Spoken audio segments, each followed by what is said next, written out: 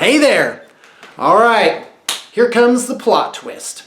Number 12 is the last video that I'm going to do for the next year. If you're interested in parts 13 to 30, mark the date and email me 1 year from now, and I'll put you on a list and I'll do the rest of the sequence with you. The remainder of this I'm not going to make. I thought about it, and I've already said all the basic stuff that I want to say publicly. And if I had a small group of people, and not necessarily a back and forth, I'm not expecting there to be an interchange, but just a group of people who, a group of people who wanted to see what was next, then I'm ready to work with that group of people. All right. However, I am going to leave you with a list of masters, maybe if such a thing exists. I think there's only really my own personal experience, and then I actually summon books and words to me for whatever it is that I'm ready for, whatever it is that I'm summoning personally in my life at the time. The old Zen saying, when the student is ready, the master will appear. The master doesn't go around like knocking doors, hello, anybody ready to hear my great message? No. The right people appear in my life at the right time. And there are times where just nothing is going on. I've actually, about 2 years ago, I was like, whoa, I've read enough books. I think I just need to digest all of this and do something with it and not keep adding more information. And that originally was going to be a year, and then now it's become 2 years. So here it is. I'm probably going to forget some things, so check the liner notes. This is going to become like a little repository in, like below the video where there's like written things and links. And then that's where I'm going to add things if I think of additional things to aggregate to this series. Okay, so first off, Eckhart Tolle is a great, nice, calm Zen mastery type who is about living in the moment. He wrote a book called Power of Now, and I think and that actually helped me a lot back in 2015 when I was having my Summer of Enlightenment.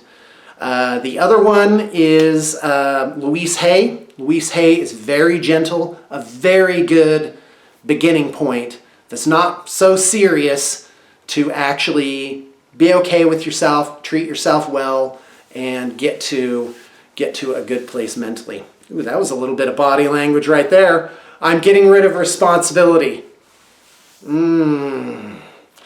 Yes, everything's clear. All right, and I'm a huge fan of Esther Hicks.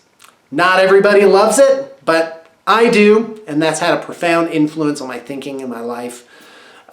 So that's worth checking out. Again, and you can sort of, with her, you can sort of get rid of the supernatural element and just look at the actual practical aspect of it, if that's what suits you. For me, I'm a holographic universe man. That's a good book to read, too. I believe it's called The Holographic Universe. A friend of mine gave it to me, an old art director of the studio, and that really affected me. I was like, oh, wow. Everything works because this is not real.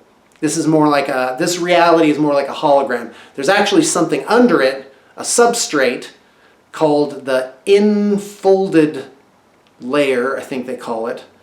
And then this is the unfolded layer. And so there's you exist actually on both of them at the same time. And there's ways to get into that substrate and change the actual projection, change reality. And so basically saying everything works, these different religions and sort of supernatural things, because it's all based on the same thing, which is we're kind of like on a holodeck more than anything else. So what would happen if you went to the holodeck and you mind blanked yourself first and you didn't know that it was all just a programmed reality or a psycho-reactive reality, that it's actually sort of beaming back to you what you're projecting. So anyway, that's a great book to read. Another great book is called The Untethered Soul. I had another person, I can't remember who it was, I think it was a fan or a client, sent me a book called Power versus Force. That's pretty meaty reading. Like, that's a book you got to read like 5 times. Back to the one I mentioned just before that, The Untethered Soul. That was some pretty like stuff. And for myself, I don't accept anybody as a guru or a master, or where I'm like, oh, this person has it all and knows it all and that's where to go. I have to tell you, I am definitely not smart enough or enlightened enough or anything enough to tell another person how to live their life. Why am I doing this? Because I feel like doing it. And maybe someone will get something out of it. That'd be nice. But doing this series really is, this is number 12, has just been something where I've been waking up in the morning and it's going through my head, and finally I was like, oh, this is a song, I have to get it out there, I have to do it.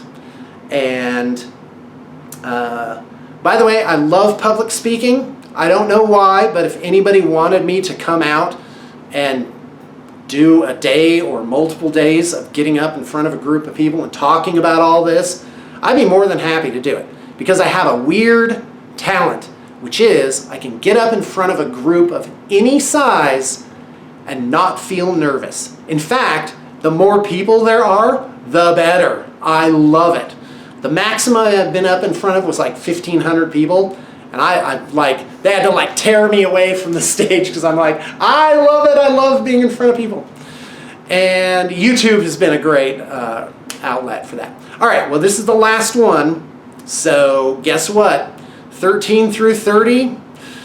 Yeah, I'm gonna need, like, I'm gonna say minimum 3 people to do the rest of them. And you're gonna have to wait a year. It's gonna be a year from now that I would need to get those emails and be like, hey, do you remember your series, An End to Suffering? Well, we're now ready for 13 through 30. We're ready for the other 18 of those. And I have them. I have way more things, but it's different. The tone, the title, everything is a different way of doing it. And I think I actually need that year to get to the point where I'm ready, like I've done it myself enough to actually talk about it.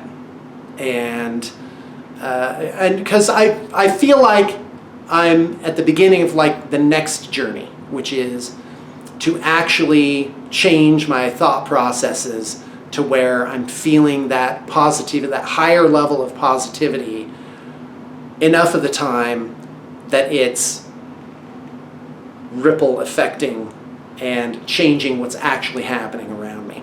And that's a little bit of magic. All right, that's it.